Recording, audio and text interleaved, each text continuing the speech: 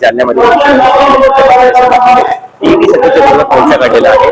काय प्रमुख मागणी? आमची प्रमुख मागणी ही आहे की जी टीईटी सर्वोच्च न्यायालयानं जो काही निकाल दिला या विरोधात महाराष्ट्र शासनानं रिव्ह्यू पिटिशन दाखल केलं पाहिजे. 5 राज्यांनी रिव्ह्यू पिटिशन दाखल केलं, महाराष्ट्र शासनानं अद्याप केलेलं नाही. राज्यामध्ये 2.5 लाख कर्मचारी आहेत.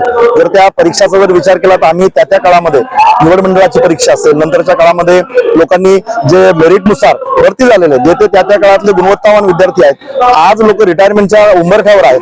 आमच्या प्रमोशनला टीईटी आणि नोकरीत राहण्यासाठी टीईटी नाही. टीईटी पास झालं तर 2 वर्षात घरी जा, हे होणार नाही. आपल्या देशामध्ये 30 लाख कर्मचारी आहेत. आज नवीन पिढीचे जे येत आहेत त्यांना टीईटी अवश्य लागू करा, मात्र जुन्या कर्मचाऱ्यांना ही लागू करता येणार नाही, ही आमची मूळ मागणी आहे. दुसरं म्हणजे संच मान्यतेच्या GR नुसार आमच्या जालना जिल्ह्याचा विचार केला तर आज जवळपास 250 लोक एक्सेस झालेत. शेजारच्या संभाजीनगरमध्ये 500 लोक एक्सेस झालेत.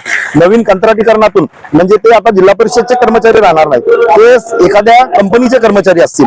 म्हणजे ते कंत्राटी पद्धतीने कर्मचारी 10 पटाच्या आतल्या शाळेवर 20 पटाच्या आतल्या शाळेवर जर आले, प्रत्येक जिल्ह्यामध्ये 1,000 लोक हे एक्सेस ठरतील. टाकणार कुठं? म्हणजे उद्या अशी परिस्थिती येईल की एका बाजूने टीईटी द्या, दुसऱ्या बाजूने अतिरिक्त व्हा. म्हणजे शिक्षकांना एक प्रकारे वेठीस धरण्याचं आणि कुठेतरी या व्यवस्थेमधून बाहेर काढण्याचं जे षडयंत्र रचलं जातंय, तर याच्या विरोधात आज जालना जिल्ह्यामध्ये सर्व शिक्षकांनी शाळा बंद करून मोठा एल्गार त्या ठिकाणी पुकारलेला आहे. प्रमुख मागणी ही आहे की शासनानं रिव्ह्यू पिटिशन दाखल करावं, एक मोठा वकील या ठिकाणी शासनानं लावावा आणि ही जी अट आहे ही रद्द झाली पाहिजे. दुसरी गोष्ट आमची मागणी ही आहे की संसदेमध्ये यावर कायदा व्हावा. आताच नुकतंच काल अधिवेशनामध्ये आदरणीय नरेंद्र मोदी साहेबांची सुद्धा आमच्या काही खासदार साहेबांनी भेट घेतलेली आहे.